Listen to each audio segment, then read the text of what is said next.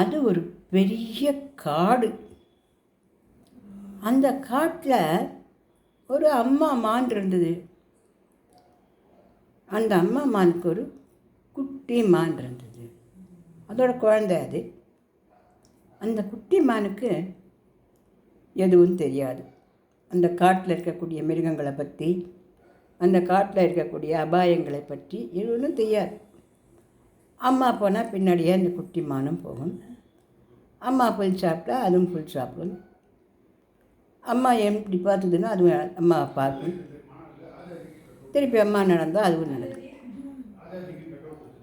இப்படி அம்மாவை நம்பியே அந்த குட்டி மான் போயின்றது. அம்மா மானும் பத்திரமா அந்த குட்டி மான் அழிச்சுட்டு காட்டில் போயிட்டே இருந்தது. நிமிர்ந்து பார்த்தா அங்கே ஒரு பெரிய சிங்கம் பகீல்னுத்து அம்மா மானுக்கு அதோட சப்த நாடியும் ஒடுங்கி போச்சு. கடவுளே அப்படின்னு மனசுக்குள்ளே நினச்சிடுது. அதை வாய் விட்டு அதை சொல்ல முடியாது. கடவுளே கத்திட்டுன்னா அந்த பயத்தில் அந்த குட்டியை எங்கேயான ஓடி போயிட்டு என்ன பண்ணுறது? அதனால் அந்த பயத்தை அதை அப்படியே மென்று முழுங்கிட்டு தன்னுடைய கவலையும் தன்னுடைய கட்டங்களையும் எல்லாத்தையும் தன் குழந்தைக்கோசரம் அப்படியே மென்று முழுங்கிட்டு ஒன்றும் நடக்காது இது மாதிரியா அப்படின்னு இந்த புல்லை சாப்பிட்டுட்டு இருந்தது. குட்டியாக அது பாட்டுக்கா புல்லை சாப்பிட்டுட்டு இருந்தது. இப்போ இந்த சிங்கம் நம்மளை பார்க்கறதுக்குள்ளே இந்த குட்டியை அழைச்சின்னு நம்ம போயிடணும் அப்படின்னு பிளான் பண்ணிட்டு அப்படியே திரும்பி பார்த்தா அங்கே காடு தீ பற்றி எரிஞ்சுட்டு இருக்குது. இந்த பக்கத்தால் போனோம்னா அவ்வளோதான், தப்பி பழைக்கிறது எது?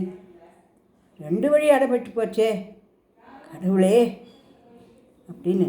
இன்னும் ஒரு வழி இருக்குது, கடவுள் வழி காட்டும் அப்படின்னு நினச்சிட்டு திரும்பி பார்த்தா ஒரு வேடை ரெடியாக வெள்ளி அம்மையை வச்சுட்டு இந்த மானை குறி பார்த்து வச்சுட்டு இருக்கான்.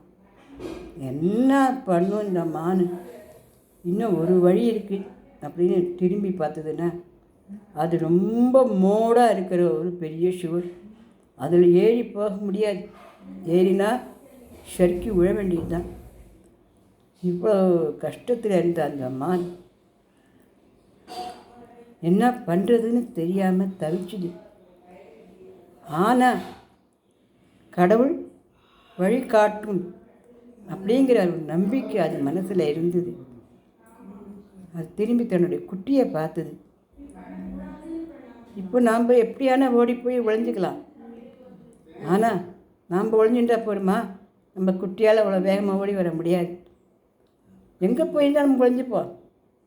4 பக்கம்தான் அடிச்சு போச்சே. அதனால் இப்போ நம்ம ஓன்னு கத்தலாமா? கத்தினா குட்டி பதறி போயிடும். இந்த சத்தம் கேட்டு அங்கங்கேயோ போயிட்டு அந்த சிங்கம் பாஞ்சு வஞ்சி கடிச்செல்லாம் கடிச்சுப்படும். இந்த பயத்தில் நடுக்கத்தில் பதட்டத்தில் நம்ம பதறாமல் அமைதியாக இருக்கிறது ஒன்று தான் வழி.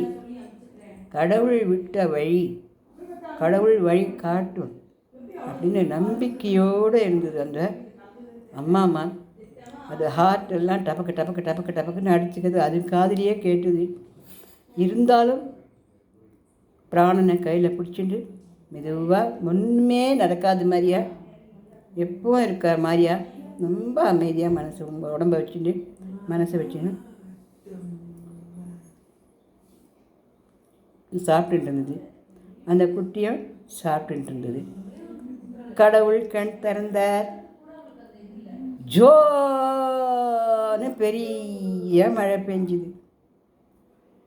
அப்போது அந்த மழையில் காட்டு தீ அணைஞ்சுது. ஒரு வழி கிடச்சிது. அந்த மழையில் கை வழுக்கி அந்த வேடன் இந்த மான் மேலே குடி வச்சான் இல்லையா, அது போய் சிங்கத்து மேலே பட்டுருத்து.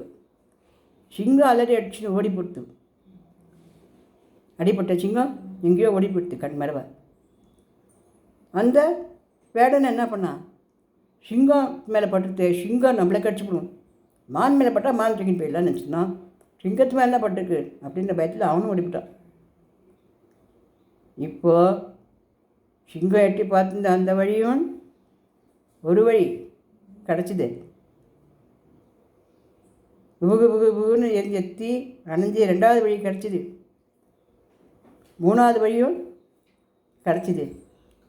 எல்லா வழியும் இந்த மானுக்கு கிடச்சிது. எப்பேற்பட்ட பதட்டமான நிலைமையிலையும் நம்ம ஒரு 2 நிமிஷம் அல்லது 1 நிமிஷம் அல்லது ஒரு நொடி அந்த பகவானை நினச்சி மனசை கொஞ்சோண்டு சமாதானமாக வச்சுட்டோமானாக்க நம்ம மனசில் புகுந்து அந்த இறைவன் நமக்கு ஒரு பதட்டமில்லாத ஒரு வழியை நிச்சயமாக காட்டுவார் அப்படிங்கிறது நம்ம இந்த கதை மூலம் நம்ம தெரிஞ்சுக்கலாம். இது சின்ன குழந்தைகள் கதை மாதிரி இருக்குதே ஒழிய நம்ம பல பிரச்சனைகளையும் நம்ம அதிகமாக நினச்சிட்டு கவலைப்படுறது தான் நிஜமாகவே நிறைய கஷ்டமாகும். எவ்வளோ பெரிய பிரச்சனைனாலும் இருக்கட்டும், பரவாயில்ல, பிரச்சனை தான். ஒரு சில நிமிஷங்கள் உட்காந்து அதை அமைதியாக இது என்ன பண்ணலான்னு யோசனை பண்ணோம்னா அந்த இடத்துல இறைவன் நம்முடைய பிரச்சனைக்கு நிச்சயமாக தீர்வு சொல்லுவார் அப்படிங்கிறத இந்த கதை மூலம் நம்ம தெரிஞ்சுக்கலாமா?